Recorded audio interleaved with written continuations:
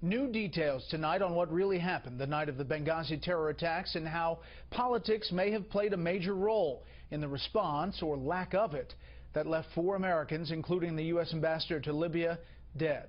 We told you yesterday Benghazi terror suspect Abu Khatallah will not face the death penalty.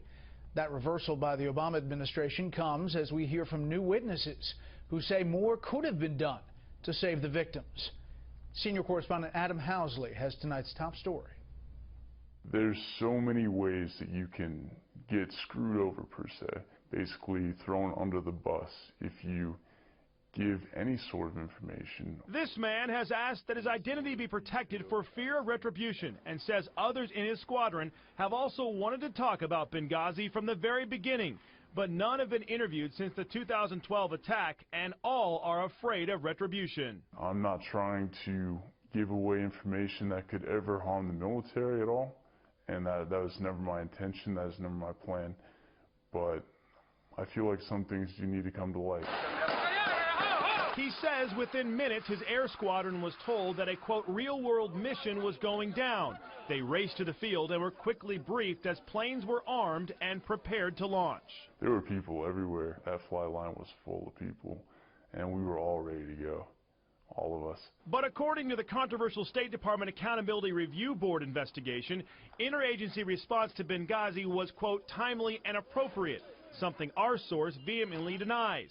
His squadron was stationed at Aviano Air Base in northeastern Italy, and according to men who were there, could have easily flown to Naval Air Station Sigonella in Sicily and then on to Benghazi. I definitely believe that our aircraft could have taken off and got there in a timely manner, maybe 3 hours at the most, in order to basically at least stop that second mortar attack and have those guys running for the hills and basically save lives that day.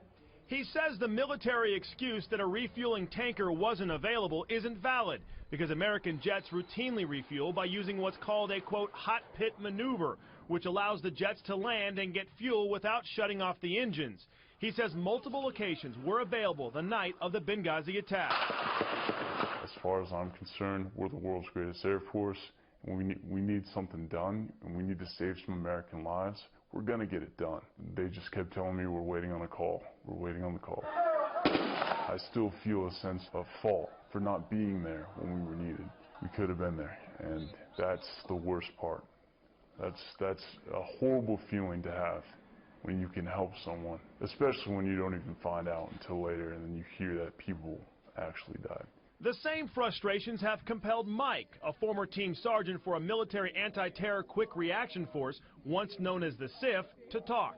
I'll tell the reality, and anybody else can skew it the way they want to skew it. The facts are facts, and that never changes. Despite the claim by former Secretary of State Hillary Clinton and the State Department that nothing more could have been done, a Freedom of Information Act lawsuit recently revealed that then Department of Defense Chief Jeremy Bash immediately offered assistance to the State Department on the night of September 11th, saying forces could move to Benghazi and, quote, they're spinning up as we speak. I know everybody was spun up, but then for some reason they were all just shut down, and I think it probably leads back to a policymaker somewhere saying, hey, let's just, because nobody in the military is going to shut down an operation. They want to get involved. While the murders of Ambassador Chris Stevens and Foreign Service Officer Sean Smith happened early on that fateful night, the deaths of CIA contractors Glenn Doherty and Tyrone Woods roughly 9 hours later still haunt many within the military community. They got killed in a mortar attack at the end of the battle when, you know, the sun was coming up, when they shouldn't have been killed, because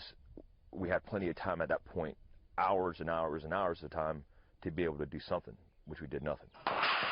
On the night of the attack, Mike was at Delta Force headquarters in the U.S. monitoring the events as they happened. Shortly after, he returned to Libya, and he says U.S. Special Forces had multiple chances to kill or capture the terrorists responsible, but were repeatedly denied by the State Department. At our level, we were doing everything we're supposed to be doing. At everybody else's level above us, it was political. I read the emails. Where they're saying, hey, we can't do this now. Now is not the right timing, because it's just politically we just can't do it. In mid-June 2014, U.S. Delta forces captured Abu Khatallah, a man now charged in the attack. Mike says that Catala is a low-level operative and not one of the terror cell leaders. And while the U.S. sat idle for weeks as Catala talked with Western journalists and touted his alleged involvement, Mike says the real Benghazi mastermind and the larger terror cell disappeared. If we would have hit the target at the time that special operations operators had the intelligence to hit the target, we could have collected important information and intelligence that would have led to bigger fish. While Democrats have called the investigation a waste of time and money, Republican Congressman and Benghazi Committee Chairman Trey Gowdy says his committee has uncovered new facts, but does admit they're still having issues finding witnesses. We may know a description, but we don't know the name. So you have to go to the Department of Defense in this case and say, we need the following folks. They have the names. And no, it's been very frustrating. It's been frustrating for 2 years. Gowdy says his final report will be out before summer, and it won't solely focus on former Secretary of State Hillary Clinton. The two men we spoke to have never spoken with any investigators. Brett? Adam, thank you. We'll stay on it as we have.